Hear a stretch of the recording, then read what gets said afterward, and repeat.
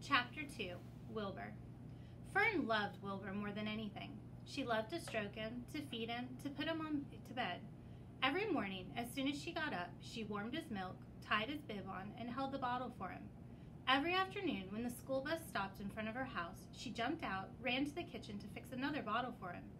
She fed him again at supper time, and again just before going to bed. Mrs. Arabelle gave him a feeding around noontime each day.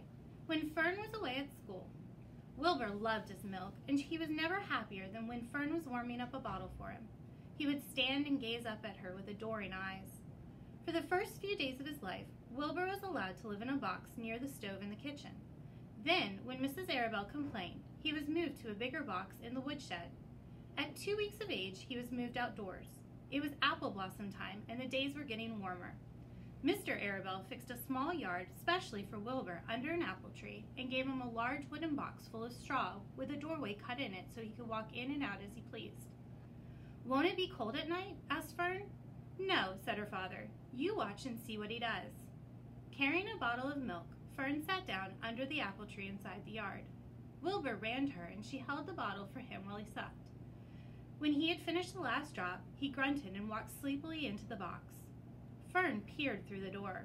Wilbur was poking the straw with his snout. In a short time, he had dug a tunnel in the straw. He crawled into the tunnel and disappeared from sight, completely covered with straw. Fern was enchanted. It relieved her mind to know that her baby would sleep covered up and would stay warm. Every morning after breakfast, Wilbur walked out to the road with Fern and waited till the bus came. She would wave goodbye to him, and he would stand and watch the bus until it vanished around a turn.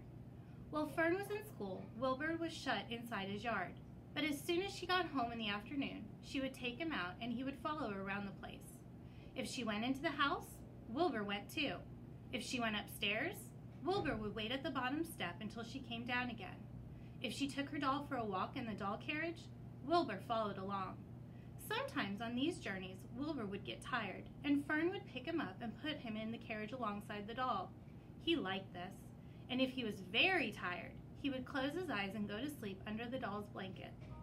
He looked cute when his eyes were closed because his lashes were so long.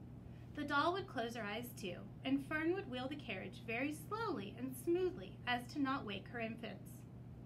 One warm afternoon, Fern and Avery put on bathing suits and went down to the brook for a swim. Wilbur tagged along at Fern's heels. When she waded into the brook, Wilbur waded in with her. He found the water quite cold, too cold for his liking. So while the children swam and played and splashed water at each other, Wilbur amused himself in the mud along the edge of the brook, where it was warm and moist and delightfully sticky and oozy. Every day was a happy day, and every night was peaceful. Wilbur was what farmers call a spring pig, which simply means that he was born in springtime. When he was 5 weeks old, Mr. Arabelle said he was now big enough to sell, and he would have to be sold. Fern broke down and wept, but her father was firm about it. Wilbur's appetite had increased. He was beginning to eat scraps of food in addition to milk. Mr. Arabelle was not willing to provide for him any longer. He had already sold Wilbur's 10 brothers and sisters. "He's got to go, Fern," he said. "You've had your fun raising a baby pig, but Wilbur's not a baby any longer, and he's got to be sold." "Call up the Zuckermans," suggested Mrs. Arabelle to Fern. "Your Uncle Homer sometimes raises a pig, and if Wilbur goes there to live, you can walk down the road and visit him as often as you like." "How much money should I ask for him?" Fern wanted to know. "Well," said her father, "he's a runt. Tell your Uncle Homer you've got a pig you'll sell for $6 and see what he says." As it was arranged, Fern phoned and got her Aunt Edith, and Aunt Edith hollered for Uncle Homer, and Uncle Homer called him to the barn and talked to Fern.